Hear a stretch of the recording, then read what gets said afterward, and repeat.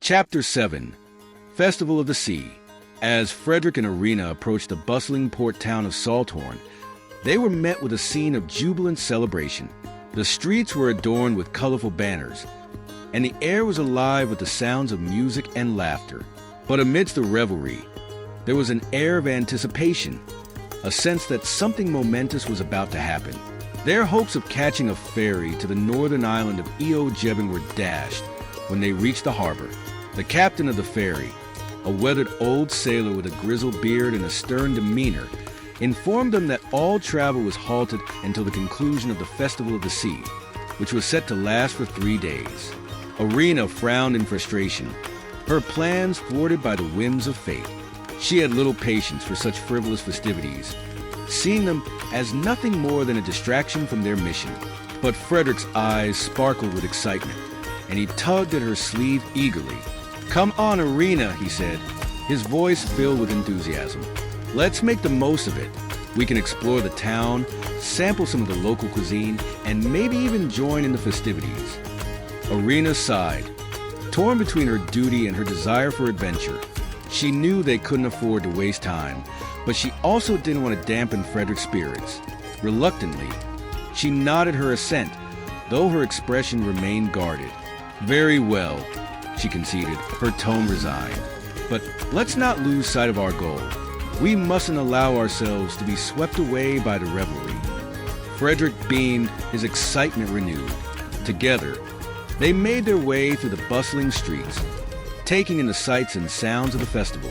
The town was alive with activity, with vendors selling all manner of goods, musicians playing lively tunes, and dancers twirling in colorful costumes. Despite her reservations, Arina found herself drawn in by the festive atmosphere. The aroma of freshly cooked seafood wafted through the air, tempting her taste buds and stirring her appetite. She couldn't help but smile as she watched the townsfolk celebrate, their joy infectious and uplifting. As they wandered through the crowded streets, Fredric's infectious enthusiasm began to rub off on Arina. She found herself laughing and joking with him, her worries momentarily forgotten in the whirlwind of excitement. For the first time in what felt like ages, she allowed herself to relax and enjoy the moment, grateful for the brief respite from their journey. As the sun began to set on the first day of the festival, Fredric suggested they find lodging for the night. Arina agreed, her spirits lifted by the promise of a warm bed and a hearty meal. Together, they made their way to the inn, looking forward to the adventures that awaited them in the days to come. As Fredric and Arina immersed themselves in the festivities of the Festival of the Sea, they found themselves drawn to the heart of the town celebration. A large bonfire blazing in the center of the bustling town square. The flames cast a warm, flickering glow over the gathered crowd, illuminating the faces of the townsfolk as they laughed and danced to the lively music. Arina and Fredric settled on a bench near the edge of the square, their eyes fixed on the mesmerizing display before them. The air was filled with the sound of fiddles and flutes, their melodies weaving together in a joyous symphony that echoed off the surrounding buildings. Suddenly, a hush fell over the crowd as the music shifted, taking on a slower, more rhythmic beat. The townspeople began to form a circle around the bonfire, their movements graceful and fluid as they joined hands and swayed to the hypnotic rhythm. Arina watched in awe as the dancers moved as one, their bodies twisting and turning in perfect harmony. There was a raw, elemental energy to their movements, a connection to the earth and the sea that spoke of ancient traditions passed down through generations. Fredric's hand brushed against hers, and she glanced up to find him watching her with a hopeful expression. "Arina," he said, his voice soft, "would you like to dance?" Arina hesitated, caught off guard by his unexpected offer. Dancing was not something she was accustomed to, and the thought of joining in with the townspeople made her feel strangely vulnerable. But as she looked into Fredric's earnest gaze, she felt a flutter of excitement in her chest. "All right," she said, a small smile tugging at the corners of her lips. "Let's give it a try." Fredric beamed, his eyes lighting up with excitement. He took her hand in his touch warm and reassuring, and led her into the center of the circle. Together, they joined hands with the other dancers, their movements tentative at first, but growing more confident with each step. Arina felt a surge of exhilaration as she lost herself in the rhythm of the music, her body moving in time with Fredric's. For a fleeting moment, she forgot about their mission, about the dangers that lay ahead, and simply allowed herself to be swept away by the magic of the moment. As the dance reached its crescendo, the bonfire blazed brighter than ever, casting a radiant glow over the swirling dancers. Arina felt alive, her heart pounding in her chest as she twirled and spun with Fredric by her side. In that moment, surrounded by the warmth and energy of the festival, she felt more alive than she had in years. As the music faded and the dance came to an end, Arina and Fredric found themselves breathless but exhilarated, their cheeks flushed with exertion. They returned to their bench, laughing and talking animatedly as they watched the festivities continue late into the night.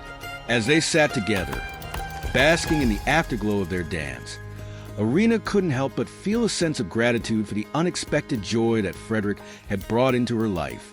In the midst of their perilous journey, he had reminded her of the simple pleasures of being alive, of finding joy in the present moment. As the bonfire burned low and the stars twinkled overhead, Arina knew that no matter what challenges lay ahead, she would face them with Fredric by her side. And for that, she was eternally grateful. As the final day of the Festival of the Sea dawned, the streets of Salthorn were alive with a bustling energy.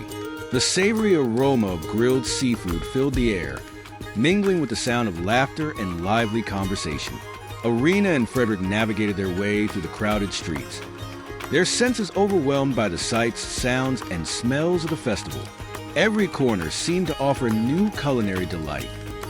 Platters of succulent oysters, steaming pots of clam chowder, and skewers of grilled shrimp dripping with savory sauce.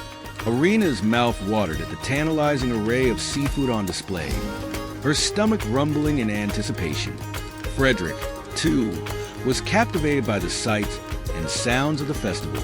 He marveled at the intricate stalls and colorful banners that lined the streets, each one offering a glimpse into the rich culture and traditions of the people of Eojevin. The townsfolk were dressed in their finest attire, their clothing adorned with vibrant patterns and intricate embroidery that spoke of a proud maritime heritage. Arina and Fredric wandered through the bustling marketplace, sampling delicacies from each stall they passed. They savored the briny sweetness of freshly shucked oysters, the tangy richness of smoked salmon, and the spicy heat of shrimp curry served over fragrant rice. As they ate, they couldn't help but be swept up in the infectious enthusiasm of the townspeople. The air was alive with music and laughter, the streets lined with colorful decorations and lively street performers. Everywhere they looked, they saw smiles and heard words of welcome from the friendly locals. Arina watched with fascination as a group of young children raced through the streets, their laughter echoing off the cobblestones as they played a game of tag. Nearby, a group of musicians played a lively tune on traditional instruments, their melodies weaving through the crowd and adding to the festive atmosphere. As the sun dipped below the horizon and the stars began to twinkle overhead, Arina and Fredric found themselves sitting on the steps of a quaint seaside tavern, their bellies full and their hearts light. The final day of the Festival of the Sea had been a whirlwind of color, flavor, and excitement, leaving them with memories they would cherish for years to come. And as they gazed out at the shimmering sea, they knew that their journey was far from over. But for now, they were content to savor the simple joys of the present moment. The morning air was crisp as Arina and Fredric emerged from the inn, their belongings packed and ready for the next leg of their journey. They bid farewell to the small seaside town of Salthorn, its streets still buzzing with the remnants of the Festival of the Sea, and made their way to the docks where their ferry awaited. The wooden planks of the dock creaked beneath their feet as they stepped aboard the vessel, the salty breeze ruffling their hair as they looked out over the glistening waters of the ocean. The crew bustled about, preparing the ship for departure, their voices mingling with the rhythmic lapping of the waves against the hull. As the ferry cast off from the dock, Fredric reached into his pocket and pulled out a small shell bracelet he had purchased from a stall at the festival the previous night. He held it out to Arina with a warm smile, his eyes reflecting the gratitude he felt for her guidance and companionship on their journey. "For you?" he said softly, offering her the bracelet as a token of appreciation. Arina's eyes widened in surprise as she accepted the gift, her fingers tracing the delicate curves of the shells. She looked up at Fredric, her expression softening with warmth and gratitude. "Thank you," she replied, her voice barely above a whisper. "It's beautiful." Together, they stood at the bow of the ship, the wind whipping through their hair as they watched the coastline recede into the distance. The sun cast a golden glow over the horizon, painting the sky in hues of pink and orange as they sailed ever onward, towards new adventures and unknown shores. As the day wore on, Arina and Fredric explored the ship, taking in the sights and sounds of life at sea.